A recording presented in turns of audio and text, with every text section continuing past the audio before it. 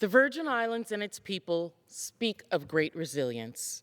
We are a people rich in history and culture, struggles and triumphs in the face of disenfranchisement.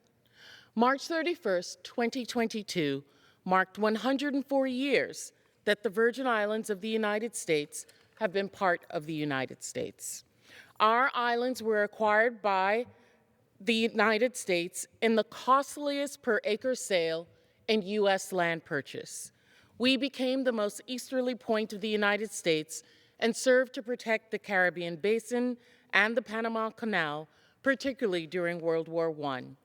The sale of the Danish West Indies pulled Denmark out of depression and gave them the capital, resources, gold bullion necessary for them to become the happiest country that we know today. The brutal slavery and serf system that they inflicted on my ancestors, however, was not a happy time.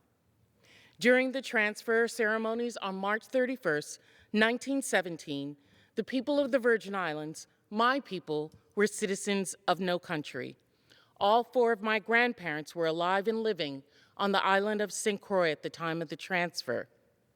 Only qualified Danish citizens living in Denmark were able to vote in the plebiscite. Of my 8 great-grandparents, I believe 1 may have met the land and income requirement mandatory to be able to vote. Only 1 would have been able to vote for his destiny. And after the purchase, those living in the territory, my grandparents, great-grandparents, aunts, uncles, my family, were citizens of no country, nowhere, for 10 years. Yet, after becoming citizens, Virgin Islanders came immediately to Washington and petitioned, pleaded to be part of the draft. You see, Virgin Islanders, like the other territories, serve and give the ultimate sacrifice in far greater number per capita than those Americans on the mainland. We wanted and still are willing to take on the responsibility, not just the privilege.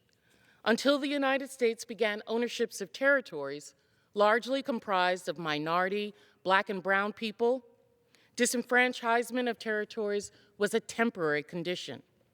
From the 1787 Northwest Ordinance until the acquisition of Puerto Rico, lands were deemed territories with the expectation that they would become states.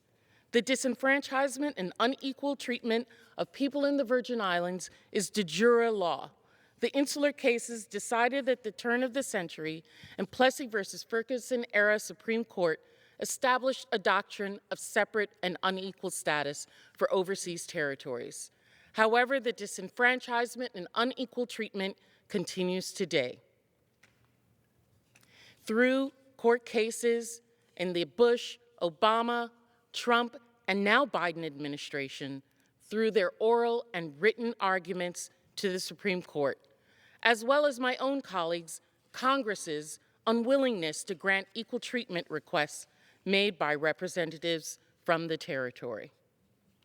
My fight in Washington has been to level and create equity, to counter the many ways that such disenfranchisement affects our lives: federal funding, healthcare access, veterans benefits, structural damage after natural disasters due to longstanding unequitable funding.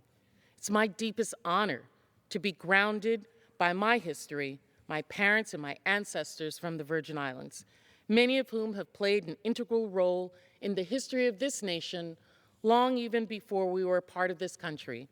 From Denmark Vesey, leader of the Charleston, South Carolina slave revolt, David Levy Yulee, the first Jewish senator in the United States, Williams Leisdorf, the founder of San Francisco, Edward Wilmot Blyden, one of the founders of Liberia.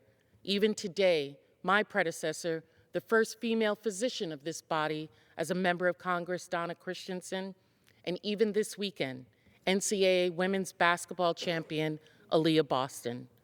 Our contributions to this nation are undisputed, and 104 years after our transfer from Denmark to the U.S. possession, our claim to full and inviolable rights as citizens of this country are long overdue. I yield back.